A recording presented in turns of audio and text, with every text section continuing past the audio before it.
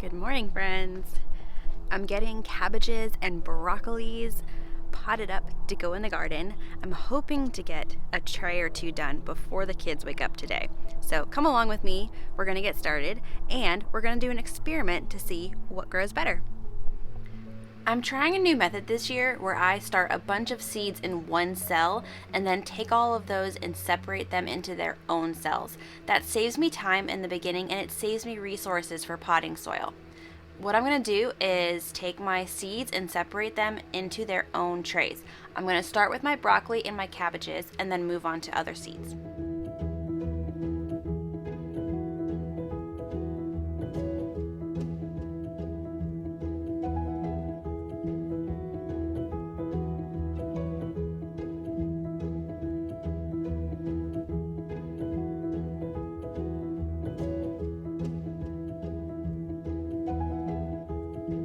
Easy peasy. So now all I need to do is pop these out to the greenhouse and they're good to go, and I can get some trays ready for my next pot of seedlings.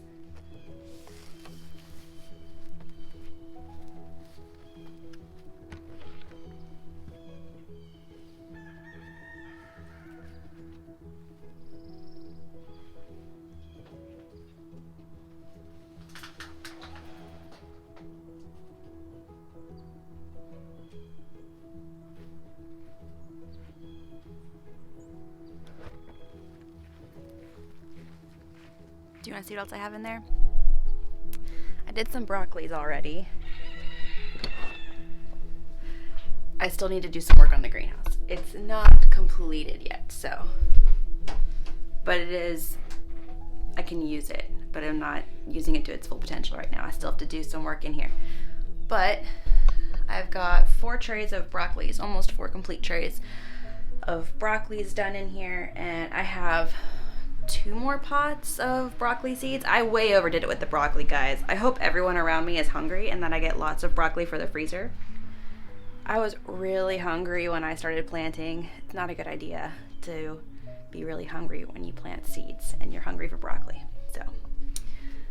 But that's where I'm at right now. I've got a bunch of stuff under my grow light inside that I need to separate out into different little pots. Dill.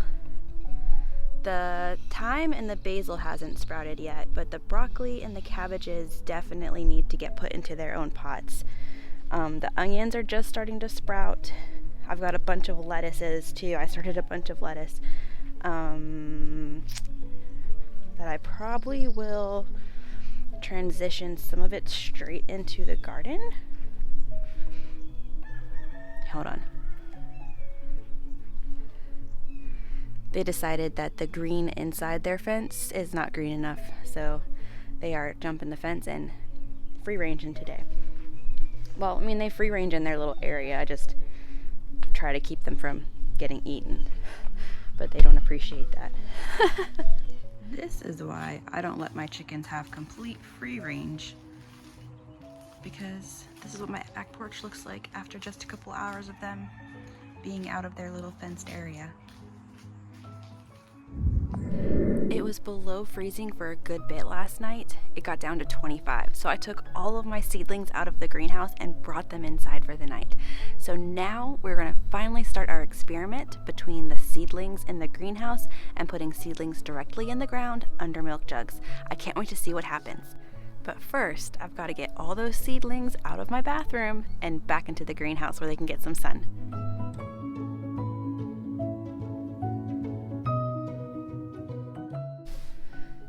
It's already warming up in the greenhouse. Let's get headed out to the garden and we're gonna put some sprouts in the ground so we can have a comparison between our seedlings in the greenhouse and our seedlings in the ground with milk jugs. A lot of gardening is about experimenting. So I started way too many broccoli seeds, and I had 2 packs that were from my broccoli seeds that I had saved from last year. So I'm not spending money on seeds if this goes wrong. What I'm going to do is I'm going to put some of these in the ground. Today is February 4th, and I'm going to be covering them with milk jugs, juice jugs, to make their own little tiny greenhouses in the ground. I want to experiment to see if they do better in the ground with a milk jug or in the greenhouse, protected from the elements. So we're gonna get this experiment started and we're gonna see what happens. I have these markers set up for my rows to be the middle of my rows, so I accounted for 1.5 feet on each side of these markers, so I have 3-foot rows going down. So I'm gonna put a string down first, and then we're gonna start getting some of these popped in the ground. In my area, it's recommended to start broccoli in the ground March 20th. And like I said, today is February 4th, so this experiment could go super wrong. We're gonna see. I'm gonna do the experiment so then you can see what happens without having to waste your seedlings.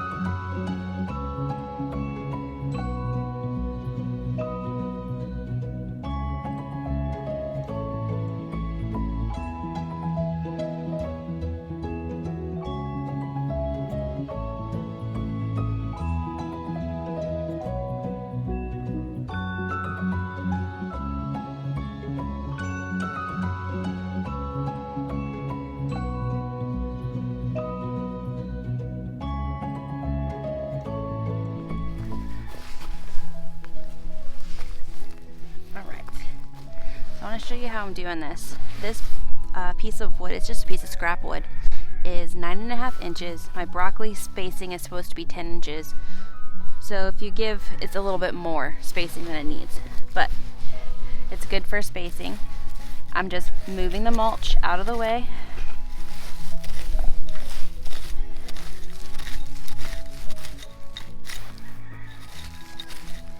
Until I get down to the dirt.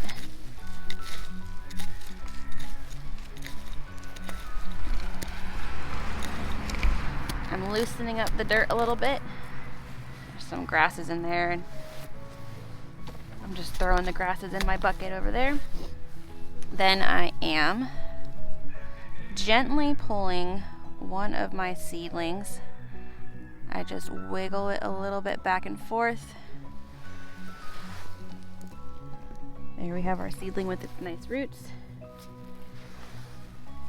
Then I am placing my seedling very gently, being careful not to break the stem.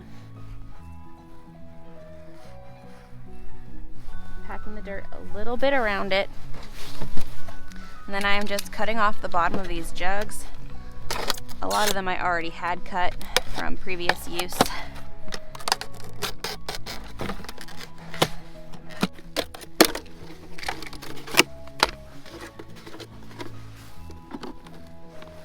And then I just put the jug over and I push the mulch around it until the mulch is level with the area around it.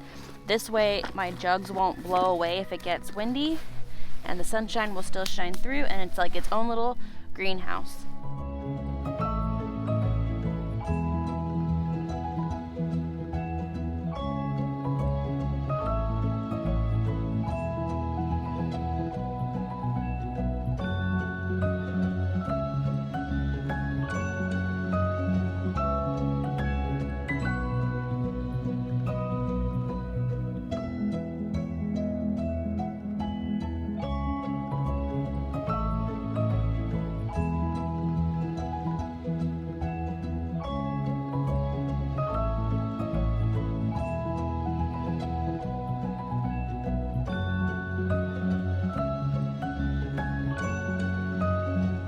A whole lot more milk jugs than that, but apparently they're either hiding in my garage somewhere or I didn't have as many as I thought.